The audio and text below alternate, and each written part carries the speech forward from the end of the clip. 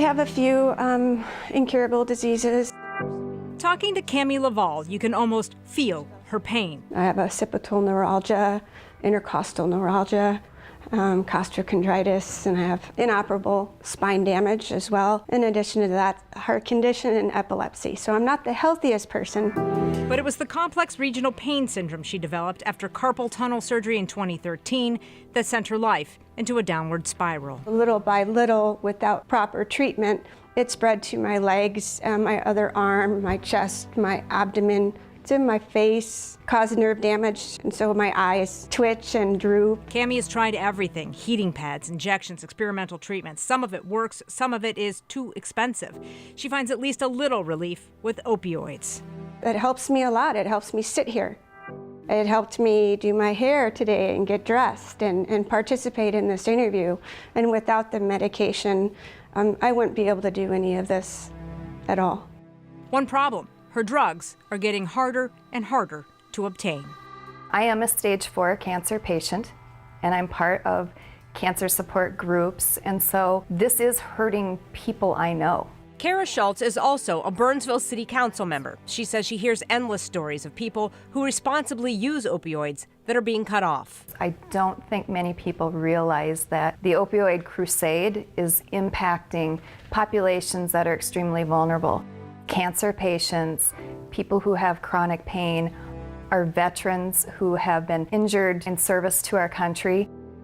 The two women say doctors are afraid to prescribe medication for fear of losing their licenses. Pharmacies are refusing to fill prescriptions, and insurance companies are flat out denying payment.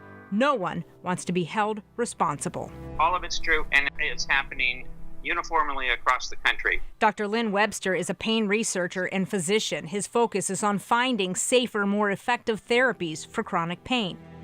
He also developed the opioid risk tool to help reduce overdose deaths. Most of us would prefer never to prescribe an opioid, but unfortunately there are very few options for some pain conditions. So what happened? In 2016, the CDC put out guidelines for prescribing opioids. States have adopted them. Many clinics, pharmacies, and insurance companies have implemented their own, even stricter guidelines. The result? The number of opioid prescriptions has plummeted, which sounds great, except here's the thing. In the same amount of time, overdoses have skyrocketed. A disconnect. Dr. Webster says the deaths are from illegal drugs like fentanyl and heroin, not legally prescribed medication. We have to keep in mind that those who are misusing, abusing the drugs generally get the drugs illegally, and that they're using them for the wrong purpose. And then separately, we have people who have been prescribed the medicines for legitimate purposes and derive great benefit from it. We can't conflate those, and we need to be able to sort those out as we develop public policy.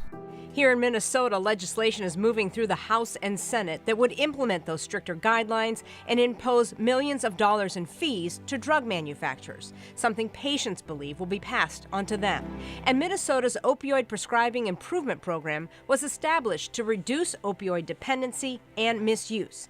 But there is not one current pain patient that is part of the work group making those decisions, something that concerns Cammie. If that's my only option right now, then that's my only option. And when that is taken away, which I am concerned it will be taken away, I don't know what my life's going to look like. I can tell you I'm scared. Those people need help, but in the effort to help them, we can't be forgotten.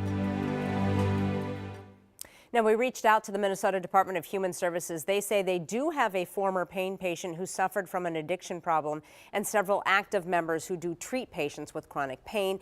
And that work group also has received and incorporated public comments from pain patients throughout the course of the project. And we do have their entire statement on our website at KARE11.com. It is so tricky, though, right? Because we've heard so many stories about people that were prescribed an opioid after surgery and then did become full-blown addicts.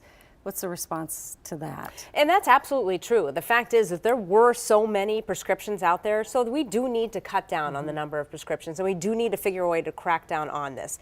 However, there are some people, and we're not talking about the people that are getting it after surgery. We're talking the people like Cammie, who is suffering from chronic pain from several diseases. And needs a recurring prescription. It's a recurring prescription, and between her and her doctor, they have decided that it is not a problem. She is using it responsibly. But now you're no longer between between patient and doctor anymore. These women claim that the government has stepped in to the point where they're the ones falling through the cracks. Yes, some people misuse this, but it should be able to be decided. Your doctor. Yes. All right, So, really great information. Thank yeah. you, Rena.